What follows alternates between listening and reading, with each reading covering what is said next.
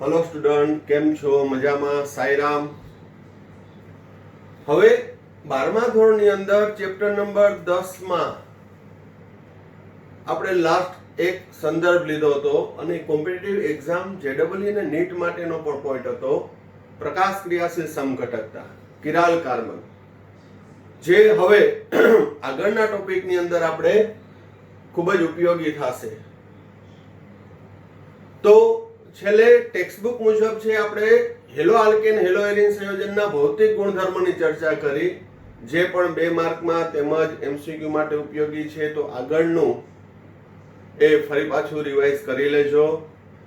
હવે આજે આપણે સ્ટાર્ટ કરશું હેલો આલ્કેન સંયોજનના રાસાયણિક ગુણધર્મો, એટલે કે એની રાસાયણિક પ્રક્રિયાઓ। તો હેલો આલ્કેન સંયોજનો સામાન્ય રીતે કેન્દ્ર અનુરાગી વિસ્થાપન પ્રક્રિયા આપે છે, વિલોપન પ્રક્રિયા આપે છે, કેટલીક સક્રિય ધાતુ સાથેની પ્રક્રિયા આપે છે। તો એમાં આપણે જોશું હેલો આલ્કેનની કેન્દ્ર અનુરાગી વિસ્થાપન પ્રક્રિયા, જેને શોર્ટમાં કહેવામાં આવે છે એસએન, ન્યુક્લિયોફિલિક સબસ્ટિટ્યુશન રિએક્શન, ન્યુક્લિયોફાઇલ કેન્દ્ર અનુરાગી પ્રક્રિયક। તો કેન્દ્ર અનુરાગી વિસ્થાપન પ્રક્રિયા શું છે ને કેવી રીતે આપે છે?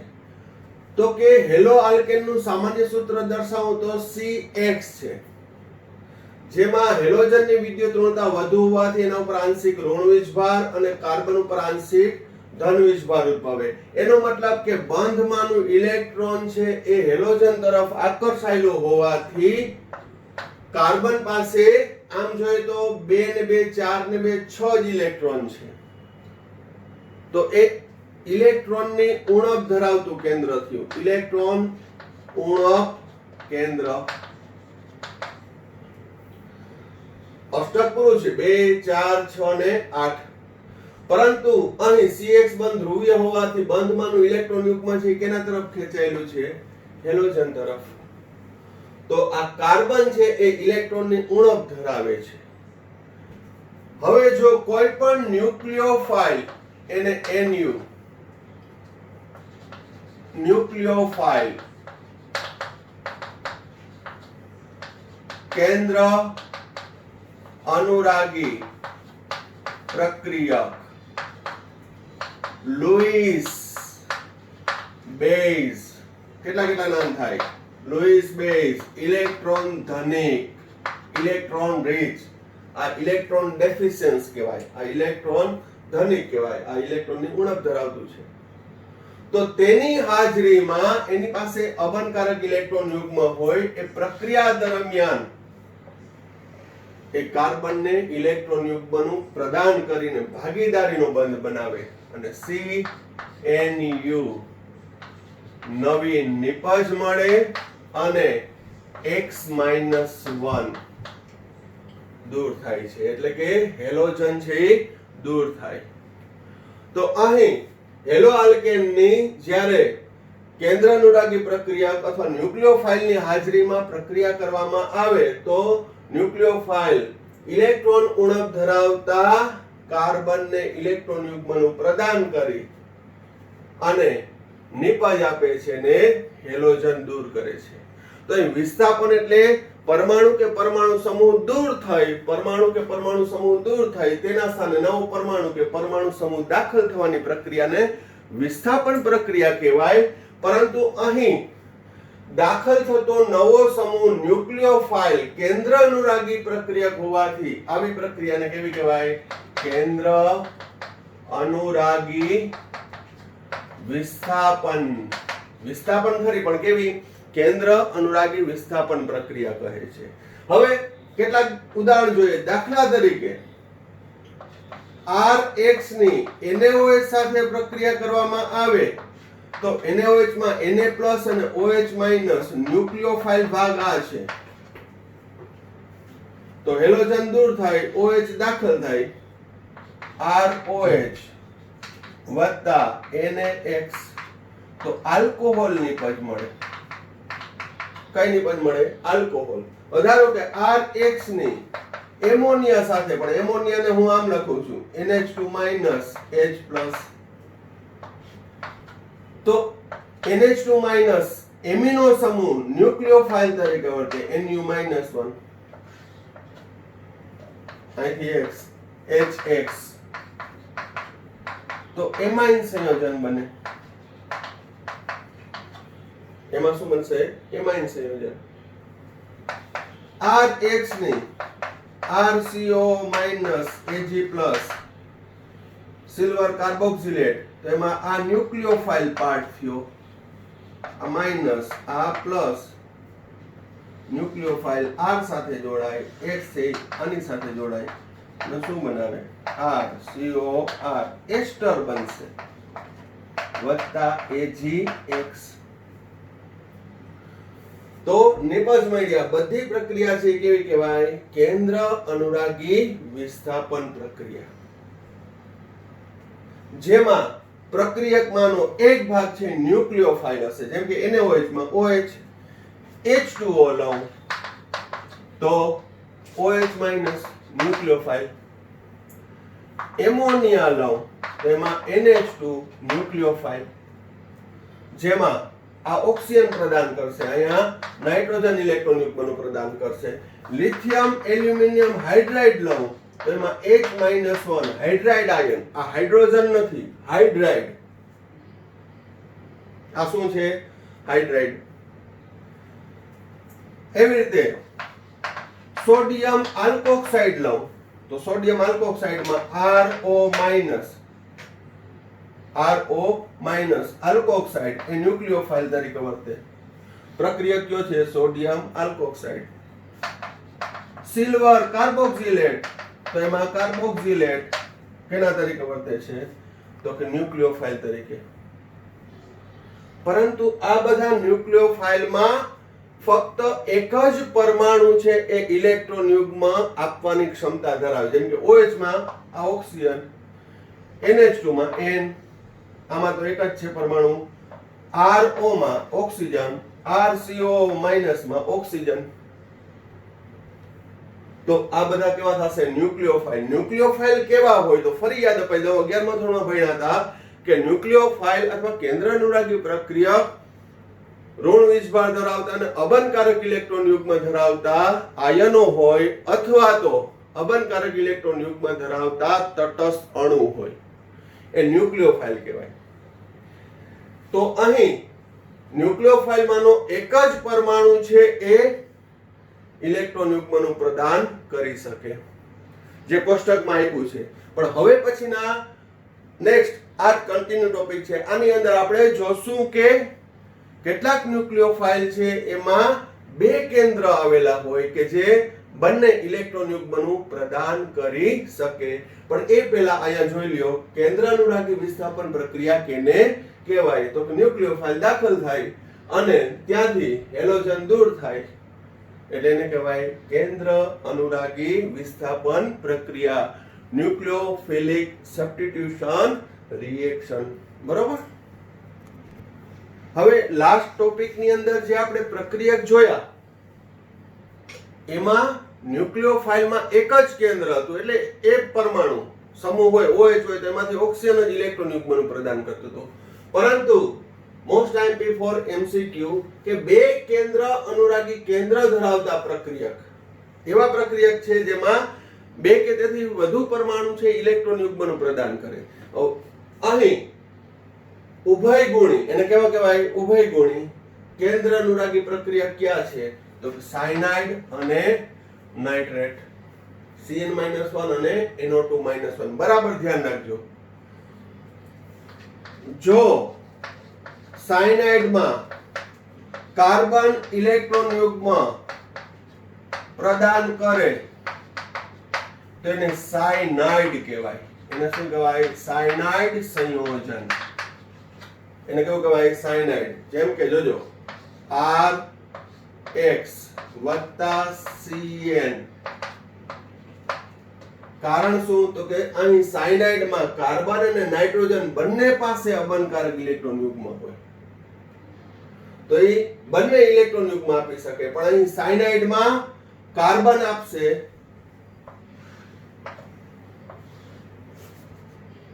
તો અહીં RCN વત્તા X-1 આને કહેવાય સાયનાઇડ અથવા નાઇટ્રાઇલ સંયોજનો.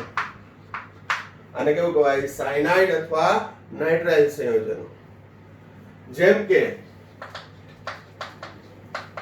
RX વત્તા KCN, RX વત્તા KCN, તો ઈ આયોનિક છે, K પ્લસ અને CN માઇનસ. તો અહીં સાયનાઇડ જોડાશે, તો RCN વત્તા KX વત્તા KX, તો સાયનાઇડ સંયોજન બને. પરંતુ જો CN માં નાઇટ્રોજન ઇલેક્ટ્રોન યુગ્મનું પ્રદાન કરે તો તેને કહેવાય આઇસોસાયનાઇડ.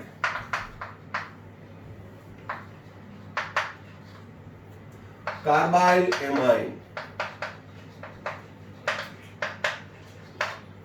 જેમ કે અહીંયા RX વત્તા CN એમાં નાઇટ્રોજન છે ઇલેક્ટ્રોન યુગ્મનું પ્રદાન કરે. કોને? ઇલેક્ટ્રોન ઉણપ ધરાવતા કેન્દ્રને, કાર્બનને. તો RN ટ્રિપલ બોન્ડ C અથવા RNC વત્તા X-1. તો સાયનાઇડમાં જો કાર્બન ઇલેક્ટ્રોન યુગ્મનું પ્રદાન કરે તો એને સાયનાઇડ અથવા નાઇટ્રાઇલ સંયોજન કહેવાય. જેમ કે હેલો આલ્કેનની પોટેશિયમ સાયનાઇડ સાથેની પ્રક્રિયાથી સાયનાઇડ સંયોજન બનશે. હવે અહીંયા સાયનાઇડમાં નાઇટ્રોજન ઇલેક્ટ્રોન યુગ્મનું પ્રદાન કરે તો RNC આ પ્લસ આ માઇનસ, આને દ્વિધ્રુવીય કહેવાય. આઇસોસાયનાઇડ, સાયનાઇડ જેવો આઇસોસાયનાઇડ અથવા કાર્બાઇલ એમાઇન, ઘણા બધા નામ થશે, આગળ આવશે જ. તો શું બન્યું? આઇસોસાયનાઇડ. જેમ કે આ હેલો આલ્કેનની સિલ્વર સાયનાઇડ સાથે પ્રક્રિયા કરવામાં આવે, સિલ્વર સાયનાઇડ પ્રક્રિયા, તો સાયનાઇડનો નાઇટ્રોજન છે એ ઇલેક્ટ્રોન ઉણપ ધરાવતા કેન્દ્રને ઇલેક્ટ્રોન યુગ્મનું પ્રદાન કરે એટલે R સાથે N જોડાશે અને ટ્રિપલ બોન્ડ C આ પ્લસ આ માઇનસ વત્તા AgX. તો આઇસોસાયનાઇડ.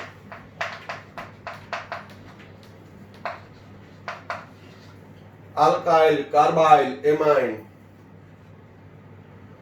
તો આ બંનેની અંદર છે એ સાયનાઇડ છે ને ઉભયગુણી કેન્દ્રાનુરાગી પ્રક્રિયક કહેવાય. ઉભયગુણી શા માટે કીધું?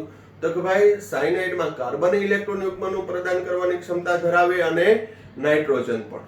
બરોબર?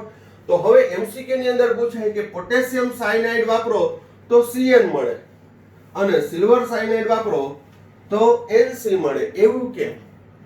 તો કે પોટેશિયમ સાયનાઇડ છે એ આયોનિક છે.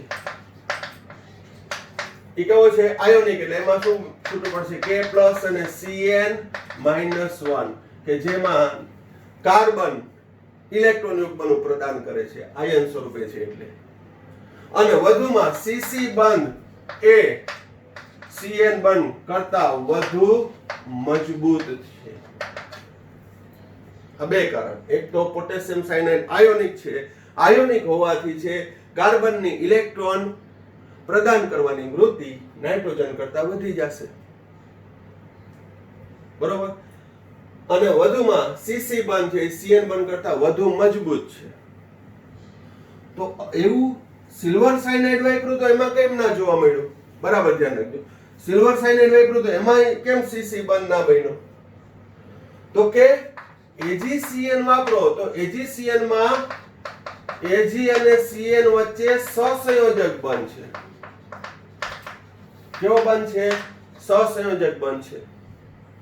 અને સહસંયોજક બંધ હોવાથી અહીં નાઇટ્રોજન છે એની ઇલેક્ટ્રોન આપવાની વૃત્તિ, ઇલેક્ટ્રોન યુગ્મ આપવાની વૃત્તિ વધી જાય છે. કારણ શું? તો કે અહીંયા સાયનાઇડમાં સિલ્વર અને કાર્બન વચ્ચે સહસંયોજક બંધ છે. બરોબર? ભલે સિલ્વર ધાતુ રહી પણ ઓછી સક્રિય ધાતુ છે, પ્લસ સિલ્વરનું કદ નાનું છે, નાનું હોવાથી તેમાં સહસંયોજક લાક્ષણિકતા વધુ હોય છે. ડી વિભાગનું તત્વ છે, આપણે 8મું ચેપ્ટર ભણશું ત્યારે આવશે. એટલે સિલ્વરના આ સાયનાઇડ સંયોજનો છે સહસંયોજક છે, અને સહસંયોજક હોવાથી અહીં નાઇટ્રોજનની ઇલેક્ટ્રોન યુગ્મ પ્રદાન કરવાની ક્ષમતા કાર્બન કરતા સવિશેષ થઈ જાય છે. પરિણામે અહીં AgCN વાપરો તો આઇસોસાયનાઇડ બને છે. બરોબર? તો આ MCQ માં ખાસ યાદ રાખજો. પ્લસ MCQ સાથે જ્યારે આપણે વ્યાપક બધી પ્રક્રિયાઓ ભણશું ત્યારે પણ ઉપયોગી થશે કે પ્રક્રિયા કયો વાપરો છે. બરોબર? એવી રીતે આપણે NO2 માટે પણ લઈ લઈએ. બરોબર? તો પહેલા આટલું આ જોઈ લ્યો. આને કેવું કહેવાય? સાયનાઇડ ઉભયગુણી, જેમાં કાર્બન અને નાઇટ્રોજન બંને ઇલેક્ટ્રોન યુગ્મનું પ્રદાન કરે. KCN વાપરો તો કાર્બન કરશે, AgCN વાપરો તો નાઇટ્રોજન કરશે. કાર્બન જોડાય તો સાયનાઇડ કહેવાય, નાઇટ્રોજન જોડાય તો એને આઇસોસાયનાઇડ કહેવાય. ઓકે? હવે ઉભય ગુણમાં CN જોયું એટલે ઉભય દંતી પણ કહેવાય.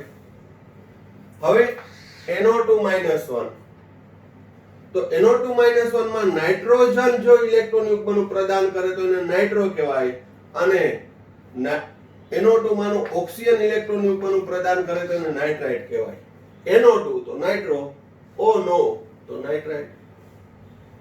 ઓક્સિજન જો ઇલેક્ટ્રોન યુગ્મનું પ્રદાન કરે તો અહીં નાઇટ્રોજન અને ઓક્સિજન બંને પરમાણુ ઇલેક્ટ્રોન યુગ્મ પ્રદાન કરવાની ક્ષમતા ધરાવે છે, માટે એને ઉભયગુણી કેન્દ્ર અનુરાગી પ્રક્રિયા અથવા તો ઉભયદંતી કેન્દ્ર અનુરાગી પ્રક્રિયા કહી શકાય.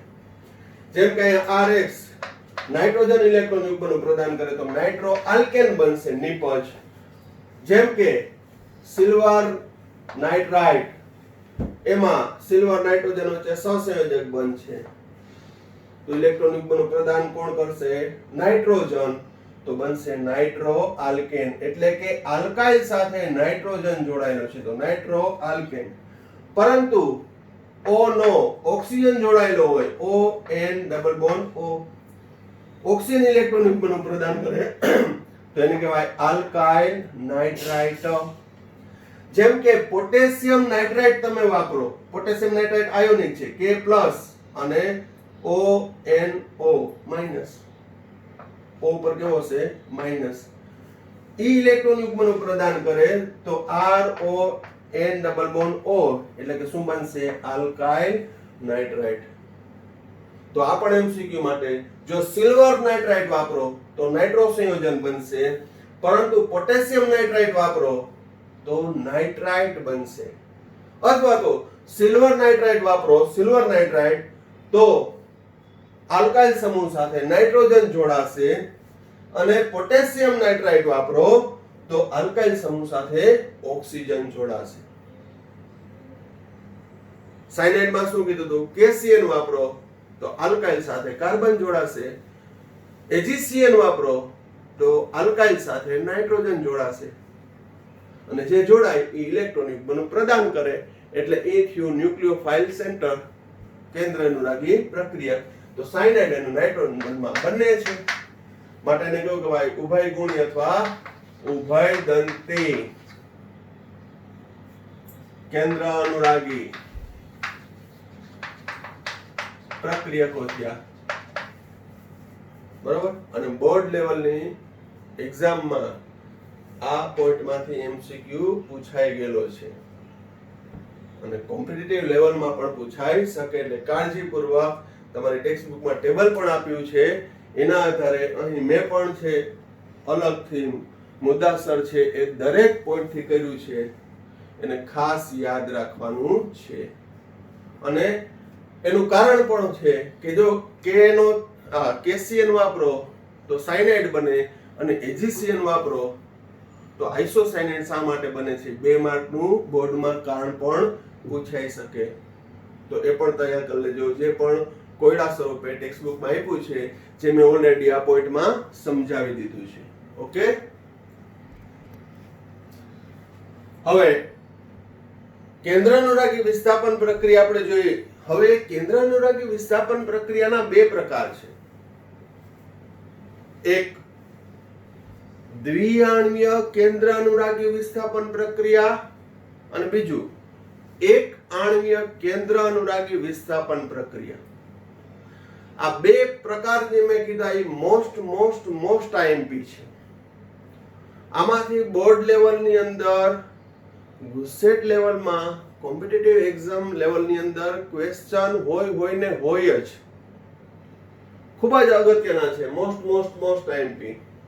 તો કેન્દ્રાનુરાગી વિસ્થાપન પ્રક્રિયાના બે પ્રકારમાં પેલો કયો કીધો? દ્વિઆણ્વીય કેન્દ્ર અનુરાગી અને બીજો એક આણ્વીય કેન્દ્ર અનુરાગી. તો હવે આપણે ભણશું દ્વિઆણ્વીય કેન્દ્ર અનુરાગી વિસ્થાપન પ્રક્રિયા SN2.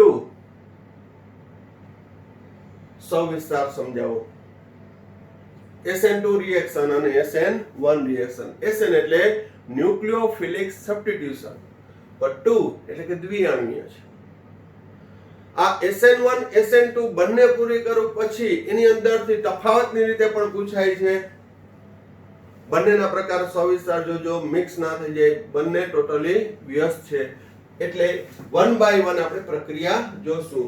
દ્વિઆણ્વીય કેન્દ્ર અનુરાગી વિસ્થાપન પ્રક્રિયા, બરોબર? SN2 reaction.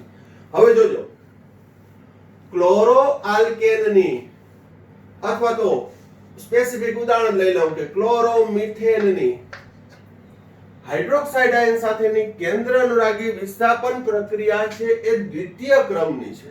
આપણે જે તે ટેક્સ્ટબુકના પોઈન્ટ મુજબ જ લેશું અને પછી હું તમને શોર્ટકટ માં શીખડાવીશ કે કઈ રીતે મુદ્દા યાદ રાખવા.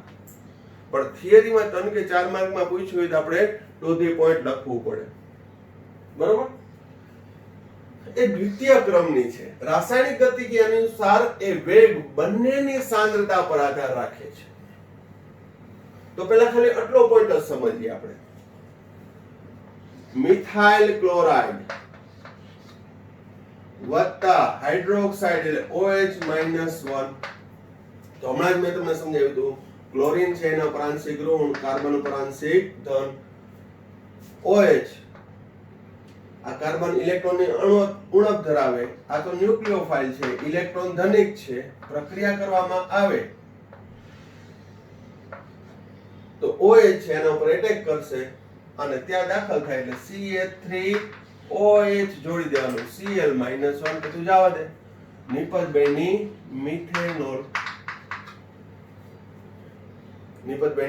મિથેનોલ, OH નું વિસ્થાપન Cl વડે. સિમ્પલ પ્રક્રિયા આપણે આમ દર્શાવીએ કે ભાઈ મિથાઇલ ક્લોરાઇડ વત્તા NaOH gives, તો અહીં સરળતાથી સમજાઈ દઉં. જો NaCl દૂર થયું, OH દાખલ થયું, મિથેનોલ બન્યું વત્તા NaCl થયું. તો આપેલ પ્રક્રિયાનો વેગ છે એ પ્રક્રિયક મિથાઇલ ક્લોરાઇડની સાંદ્રતાની 1 ઘાત ગુણ્યા બીજો પ્રક્રિયક OH ની સાંદ્રતાની 1 ઘાતના સમપ્રમાણમાં હોય છે.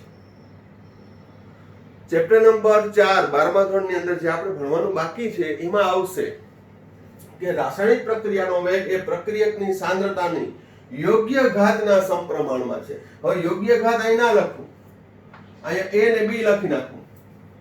તો વેગ ચલે છે મિથાઇલ ક્લોરાઇડની સાંદ્રતાની 1 ઘાત, OH ની સાંદ્રતાની 2 ઘાત. તો અહીં A અને B ને પ્રક્રિયા ક્રમ કહેવાય. A અને B ને શું કહેવાય? પ્રક્રિયા ક્રમ.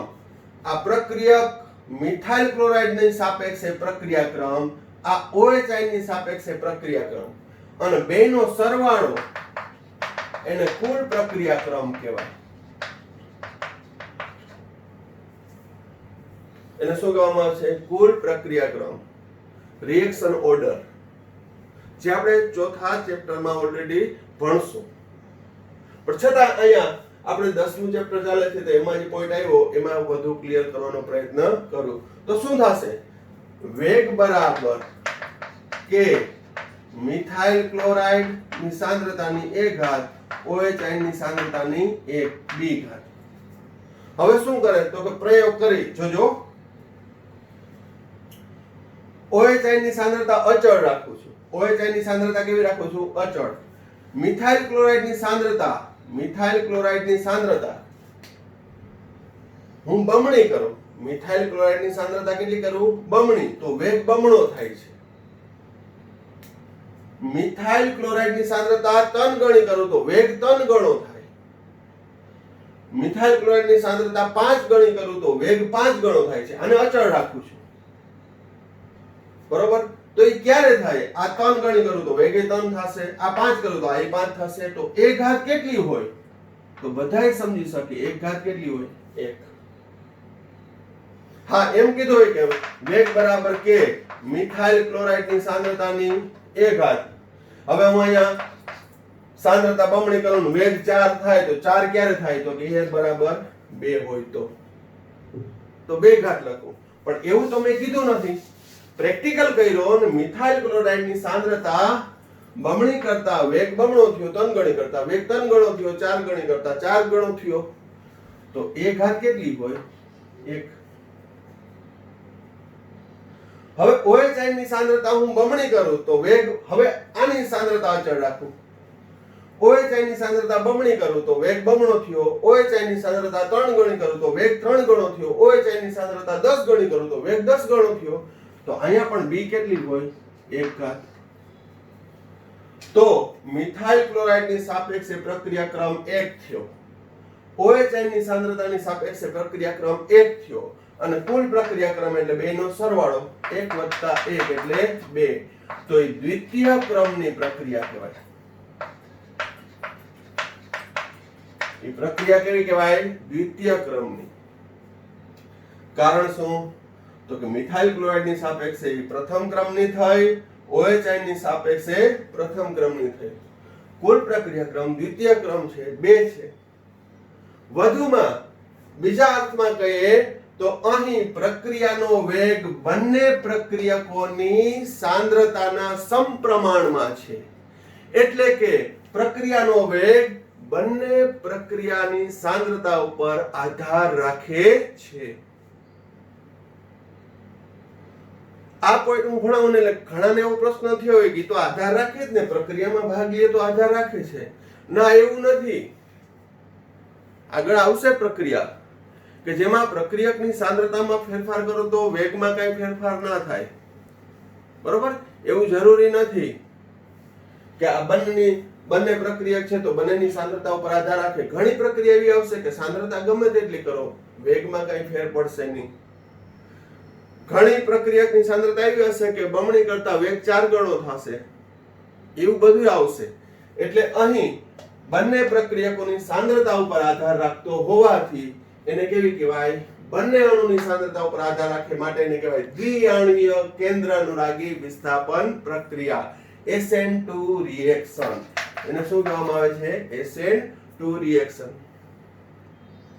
કારણ કે પ્રક્રિયક અને ન્યુક્લિયોફાઇલ એ પણ પ્રક્રિયક જ છે, પણ એને કેન્દ્રાનુરાગી પ્રક્રિયક કહેશું. ન્યુક્લિયોફાઇલ આ બંનેની સાંદ્રતા ઉપર આધાર રાખે છે માટે એને કેવી કહેવાય? દ્વિઆણ્વીય કેન્દ્રાનુરાગી વિસ્થાપન પ્રક્રિયા. અને રાસાયણિક ગતિકી મુજબ એનો પ્રક્રિયા ક્રમ કયો થયો? દ્વિતીય ક્રમની. અહીં મેં એક લખ્યા, એ મારા ઘરના નથી લખ્યા કે સમજાવવા માટે નથી લખ્યા. પ્રયોગ કર્યો એના આધારે આ 1 ઘાત આવી, આ 1 ઘાત આવી. આ ઘાત બદલી પણ શકે, પણ આપેલ પ્રક્રિયા માટે 1 જ આવશે. બીજી પ્રક્રિયા હોય તો એના માટે જુદું છે. પણ અહીં મિથાઇલ ક્લોરાઇડની અથવા તો હેલો આલ્કેનની OH સાથેની ન્યુક્લિયોફાઇલ સાથેની પ્રક્રિયા એ કયા ક્રમની છે? દ્વિતીય ક્રમની. અને બંનેની સાંદ્રતા ઉપર આધાર રાખે માટે એને કેવી કહેવાય? દ્વિઆણ્વીય કેન્દ્રાનુરાગી વિસ્થાપન પ્રક્રિયા. તો SN2 નું પ્રાસંગિક મુદ્દાનો ખ્યાલ આવી ગયો, ક્લિયર થઈ ગયું, બરોબર? તો પહેલા 2 જોઈ લ્યો. હવે SN2 પ્રક્રિયા એ દ્વિઆણ્વીય કેન્દ્રાનુરાગી વિસ્થાપન પ્રક્રિયા છે જે રાસાયણિક ગતિકી પ્રમાણે દ્વિતીય ક્રમની પ્રક્રિયા છે. એટલે કે પ્રક્રિયાનો વેગ એ બંને પ્રક્રિયક અને ન્યુક્લિયોફાઇલ બંનેની સાંદ્રતા ઉપર આધાર રાખે છે અને બંનેની સાંદ્રતાના સમપ્રમાણમાં છે. એટલે ઘાત કેટલી આવી? 1. હવે એની ક્રિયાવિધિ કઈ રીતે આ નિપજ બને છે, બરોબર? તો એની ક્રિયાવિધિ 1937 માં એડવર્ડ ડેવિસ હગ્સ અને સર ક્રિસ્ટોફર ઇનગોલ્ડે SN2 પ્રક્રિયાની ક્રિયાવિધિ સમજાવી. SN2 પ્રક્રિયામાં પ્રક્રિયાર્થી અને કેન્દ્રાનુરાગી આયન વચ્ચે થતી દ્વિઆણ્વીય પ્રક્રિયા છે. SN2 ફક્ત એક જ તબક્કામાં થાય છે. હવે બરાબર ધ્યાન રાખજો. SN2 માં છે ને આપણે એમ કહ્યું 2 હોય એટલે એ બે તબક્કામાં થાય નહીં. આ ખાસ યાદ રાખવાનું. SN2 છે પણ એક જ તબક્કામાં થાય છે, ઇન સિંગલ ટેક. પણ SN2 શા માટે કહેવાની? તો કે દ્વિઆણ્વીય પ્રક્રિયા છે. બંને પ્રક્રિયક અને નિપજની સાંદ્રતા ઉપર આધાર રાખે છે. એ દ્વિતીય ક્રમની પ્રક્રિયા છે, બરોબર. પરંતુ થશે શું? એક જ તબક્કામાં, બરોબર. Nucleophile in, halogen out, on the spot. અહીં એક જ તબક્કામાં થાય છે એટલે કે અસમ વિભાજન થતું નથી કે પેલા કાર્બોકેટાયન બને, એવું આમાં થશે નહીં. કેમાં? SN2 માં, બરોબર. પ્રક્રિયામાં ભાગ લેતો કાર્બન છે એ sp3 સંકરણ ધરાવે, પરંતુ સંક્રાંતિ અવસ્થામાં sp2. અહીંયાથી આપણે સમજીએ, બરાબર ધ્યાન રાખજો. જેમ કે અહીંયા મેં ક્લોરોમિથેન લીધું છે, એનું ત્રિપરિમાણીય બંધારણ છે, સમચતુષ્ફલકીય, જેમાં સંકરણ sp3 છે. પરંતુ OH છે એ ન્યુક્લિયોફાઇલ છે. એ જે બાજુ ક્લોરાઇડ છે ત્યાંથી આક્રમણ નહીં કરે. કારણ શું? આયે ઋણ ઋણ ઋણ વચ્ચે અપાકર્ષણ હોય. આથી ન્યુક્લિયોફાઇલ છે એ એની વિરુદ્ધ બાજુએ આક્રમણ કરશે. એટલે આ મિથાઇલ ક્લોરાઇડ હું આમ લખું તો OH પાછળથી એટેક કરશે. એટેક કરી અને કાર્બન સાથે જોડાશે. એટલે અહીંયા હું આ સંક્રાંતિ અવસ્થા છે. આ કઈ અવસ્થા છે? સંક્રાંતિ. તબક્કો નથી થયો. આ એમ ના સમજતા સર આ પહેલો ના બીજો તબક્કો. આ બે તબક્કા નથી. આ સ્લો મોશન ઇમેજ બતાવી છે કે ધીમે ધીમે શું થાય છે તો કે OH છે દાખલ થતો જાય છે. એટલે અહીં COH બંધ છે ધીમે ધીમે સમય સાથે પ્રબળ થતો જશે અને Cl બંધ છે ધીમે ધીમે નિર્બળ થતો જશે. ત્યારે અહીં કાર્બન સાથે જોડાયેલા ત્રણ હાઇડ્રોજન એક જ સમતલમાં 120 ના ખૂણે ગોઠવાશે. માટે આ કાર્બનનું સંક્રાંતિ અવસ્થા દરમિયાન સંકરણ કેવું થશે? sp2. ટેમ્પરરી, ક્ષણિક પૂરતું. પણ જેમ જેમ જેમ જેમ OH છે એ પ્રબળ થતો જશે એમ Cl નિર્બળ થતો જશે અને પ્રક્રિયાના અંતે COH બંધ મજબૂત બની જશે અને Cl છે બહાર ફેંકાઈ જશે. પરંતુ અહીં Cl જે સાઈડ હતો એનાથી વિરુદ્ધ OH જોડાશે. એને ઇન્વર્શન કહેવાય, વ્યુત્ક્રમણ. ઇન્વર્સ. ધારો કે આ મેં કિરાલ કાર્બનમાં સમજાવ્યું હતું, આ L હોય તો નિપજ કઈ મળશે? D. આ L હોય તો આ કેવી મળશે? D. જો આ D વિન્યાસ હોય તો આ કેવો મળશે? L. ઇન્વર્સ મળશે. એનું પણ હું ઉદાહરણ આપીશ, કારણ કે અહીંયા તો કિરાલ કાર્બન નથી એટલે એનું આપણે અત્યારે રહેવા દઈએ. પણ નિપજ SN2 દ્વારા જે નિપજ મળે એ પ્રકાશ ક્રિયાશીલ હોય તો કેવી મળશે? ઇન્વર્સ, વ્યુત્ક્રમિત. એનું ઉદાહરણ પણ હું આપીશ, કારણ કે ટેક્સ્ટ બુકમાં એટલું બધું આપ્યું નથી, પણ એકદમ સરળતાથી દરેક મુદ્દા આપણે જોશું. ફરીથી આ એનું શું આપ્યું છે? OH in, Cl out. પણ શું થાય છે તો કે અહીંયા ધીમે ધીમે OH દાખલ થતો જાય, Cl બંધ CCl બંધ નિર્બળ બનતો જશે. બરોબર. સંક્રાંતિ અવસ્થા, ટ્રાન્ઝિશન અવસ્થામાં એનું સંકરણ કેવું થશે? sp2. એટલે કે કાર્બન સાથે 3 CH એક જ સમતલમાં 120 ના ખૂણે ગોઠવાશે. બાકી અહીંયા તો બંધ નિર્માણ, બંધ તૂટવાની પ્રક્રિયા થાય છે. એટલે અહીંયા ટ્રાન્ઝિશન અહીંયા જોવા મળે. બરોબર. તો સંક્રાંતિ અવસ્થામાં sp2 સંકરણ એટલે CH બંધ એક જ સમતલમાં 120 ના ખૂણે ગોઠવાશે. આ પ્રક્રિયા દરમિયાન COH બંધનું નિર્માણ થશે, CCl બંધનું તૂટતા જશે. બરોબર. હવે આ પ્રક્રિયા થવા માટે પ્રબળ ન્યુક્લિયોફાઇલ જોઈએ. કેવો જોઈએ? પ્રબળ ન્યુક્લિયોફાઇલ. કારણ શું? તો કે એ પ્રબળ ના હોય તો એ આક્રમણ કરી શકે નહીં. કારણ શું? તો કે અહીંયા ઘૂસ મારવાની છે, દાખલ થવાનું છે, ઓલાને ઉડાડવાનું છે. બરોબર. સિમ્પલ એક ઉદાહરણ આપું, જોજો. અહીંયા હું એમ કહું કે અહીંયા A, B અને C વિદ્યાર્થી બેઠો છે અને D વિદ્યાર્થીને આવવું છે. અહીં આવવું છે ABC ની જગ્યાએ. બરોબર. તો શું કરશે? હવે આને C ને ખસેડવો છે. ક્યાં? D વિદ્યાર્થીને C વિદ્યાર્થીને ખસેડવો છે. તો આવી રીતે આ D વિદ્યાર્થી છે, એ C વિદ્યાર્થી નામ કે હાલ હટ બહાર નીકળ. તો આ માથા વારે છે કે હું ના નીકળું. તો શું કરશે? તો કે D વિદ્યાર્થી એ બાજુ બેસે. એ બાજુ બેસીને ધક્કા મારશે. ધક્કા મારે તો શું થાય? આમ ધક્કો મારે, બોલો આઉટ. તો હવે શું બન્યું? D A B. C ક્યાં? તો કે બેન્ચ ની બાજુ વયો ગયો, નીચે બેસી ગયો.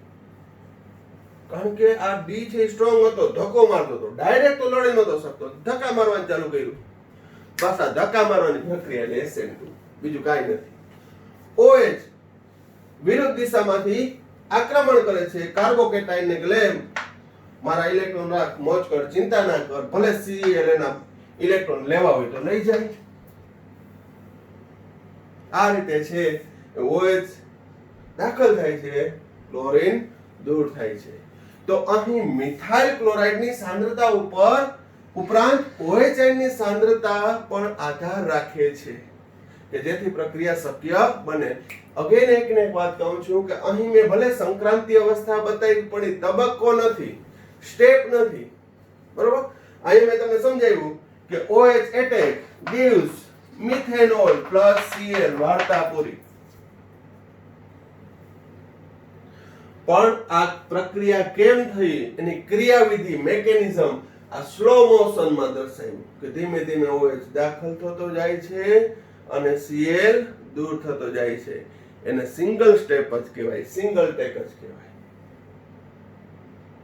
માટે જ આ પ્રક્રિયા થવા માટે બંનેની સાંદ્રતા ઉપર આધાર રાખે છે. માટે એને દ્વિઆણ્વીય અને દ્વિતીય ક્રમની પ્રક્રિયા કહે છે. પણ પ્રક્રિયા છે એક જ તબક્કામાં.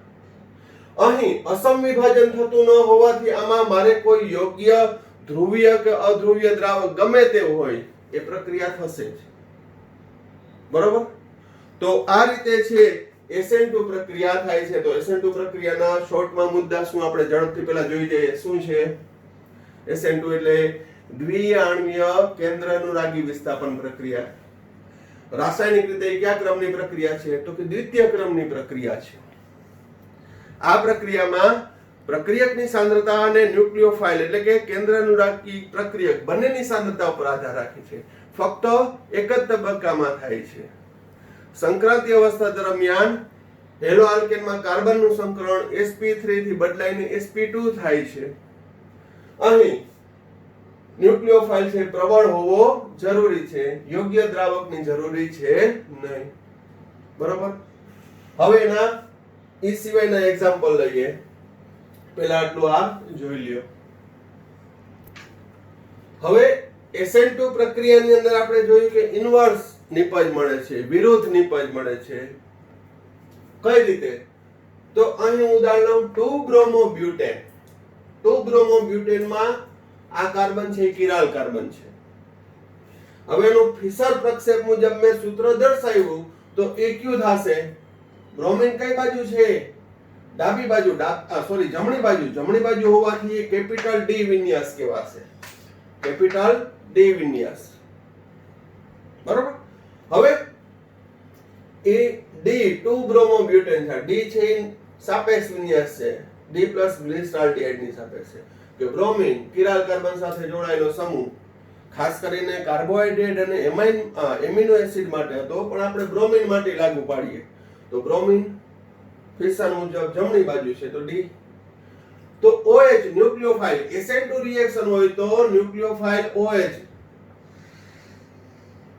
વિરુદ્ધ દિશામાંથી આક્રમણ કરશે. એટલે જે બ્રોમિન ની દિશા છે એનાથી વિરુદ્ધ દિશામાં જોડાય. તો અહીં શું થશે? OH ની દિશા કઈ બાજુ છે? નિપજ બેની બ્યુટેન 2 ઓલ પણ કેવું? L વિન્યાસ. આ કેપિટલ D વિન્યાસ હતો, આ કેવો છે? Capital L વિન્યાસ. તો આને ઇન્વર્સ પ્રોડક્ટ કહેવાય. વ્યુત્ક્રમણ, ઇન્વર્સન, વિરુદ્ધ વિન્યાસ ધરાવતી નિપજ. બરોબર? તો SN2 પ્રક્રિયાની અંદર મળતી કિરાલ નિપજ અથવા પ્રકાશ ક્રિયાશીલ નિપજ જે મૂળ પ્રક્રિયા કરતા વિરુદ્ધ હશે. કારણ કે એટેક વિરુદ્ધ દિશામાંથી થાય, ડાયરેક્ટ તો કરી શકતો નથી. કારણ કે એ પણ ઋણ છે, આ પણ ઋણ છે, એટલે અપાકર્ષણ થાય. બરોબર? તો અહીં એક ખાસ ધ્યાન રાખજો કે D2 બ્રોમો બ્યુટેન નું SN2 પ્રક્રિયામાં મળતી નિપજ 2 બ્યુટેનોલ કેવી હશે? L વિન્યાસ. બરોબર?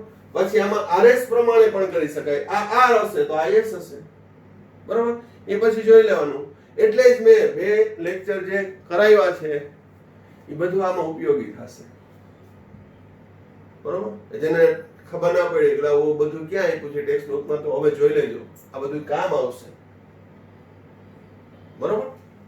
હવે SN2 પ્રક્રિયાની સક્રિયતાનો ક્રમ મોસ્ટ આઈએમપી. આ સિક્વન્સ કોમ્પિટિટિવ એક્ઝામ કે ગમે તે MCQ ની અંદર હોય ને હોય જ.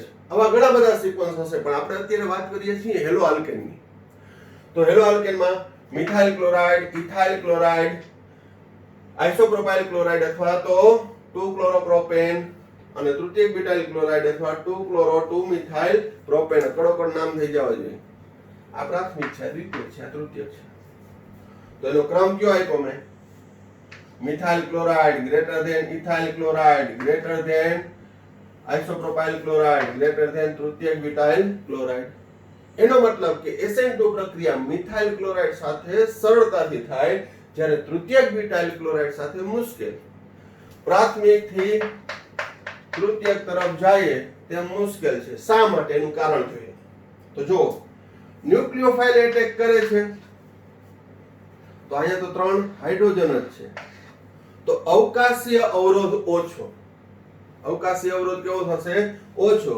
એટલે અહીંયા આક્રમણ કરવું, એટેક કરવું અથવા તો પેનિટ્રેટ થવું સહેલું બનશે. પરંતુ અહીંયા જો એક મિથાઇલ છે. હવે મિથાઇલમાં હું બધામાં નહીં કરું પણ છે જોઈ લેજો. છૂટાવાડ નથી રાખ્યા, હવે છૂટાવાડ રાખું.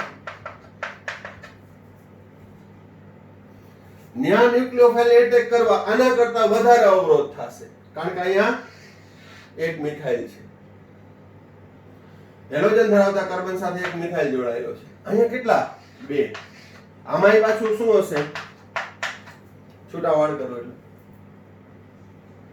અવકાશીય અવરોધ વધતો જશે. અવકાશીય અવરોધ વધે એટલે ન્યુક્લિયોફાઇલને આક્રમણ કરવું, એટેક થવું, પેનિટ્રેટ થવા માટે વધુ અવરોધ લાગે. પરિણામે એ પગ બેસાડી શકતો નથી. માટે પ્રાથમિક થી તૃતીયક તરફ જાય તેમ SN2 રિએક્શન મુશ્કેલ છે. સૌથી સરળ મિથાઇલ ક્લોરાઇડમાં, કારણ કે ત્યાં હાઇડ્રોજન જ જોડાયેલા છે. ઓકે, હવે બીજા નંબરની વાત કરું કે મિથાઇલ આયોડાઇડ. મિથાઇલ જ હોય તો methyl bromide, methyl chloride, methyl fluoride. તો સિક્વન્સ આપવો હોય તો આ પણ પૂછાયેલું છે.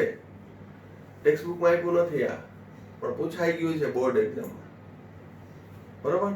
તો અહીંયા CI બંધ છે એ નિર્બળ છે, બંધ ઉર્જા ઓછી, એટલે મિથાઇલ આયોડાઇડ સૌથી વધુ, એનાથી ઓછું મિથાઇલ બ્રોમાઇડ, એનાથી ઓછું મિથાઇલ ક્લોરાઇડ અને મિથાઇલ ફ્લોરાઇડ. અહીં પ્રાથમિક દ્વિતીયક તૃતીયક તરફ જાય તેમ મુશ્કેલ, આયોડિન થી ફ્લોરાઇડ તરફ જાય તેમ મુશ્કેલ. એટલે સૌથી ઈઝી કેમાં થશે? મિથાઇલ આયોડાઇડમાં. કારણ કે CI બંધ છે એ નિર્બળ છે એટલે તરત જ તૂટી જાય. આ સિક્વન્સ ખાસ યાદ રાખજો. જેટલા ઓર્ગેનિકમાં સિક્વન્સ હું આપું છું એ મોસ્ટ ઇમ્પોર્ટન્ટ હશે. એટલે ઓર્ગેનિકમાં 12મા ધોરણમાં આપણે આ ચેપ્ટર નંબર 10મું એ પહેલું જ છે, તો ખાસ ધ્યાન રાખજો, બરોબર. અને આગળનું પણ છે, વચ્ચે ગેપ આવી ગયો કારણ કે તમારી વીકલી ટેસ્ટ હતી જેને લીધે થોડો ગેપ આવી ગયો, પણ આગળના ટોપિક પણ છે રિવાઇઝ કરી આની સાથે મર્જિંગ કરી લેજો, એટલે કે કન્ટિન્યુ મારીએ. ઓકે, આ ટોપિકમાં અહીંયા સુધી રાખીએ છીએ. હજી ઘણી બધી ડિસ્કશન કરીશ, નેક્સ્ટ SN1 પણ ભણાવીશ, પણ આ વિડીયોમાં આપણે અહીં સુધી રાખીએ છીએ. Sai Ram, thank you.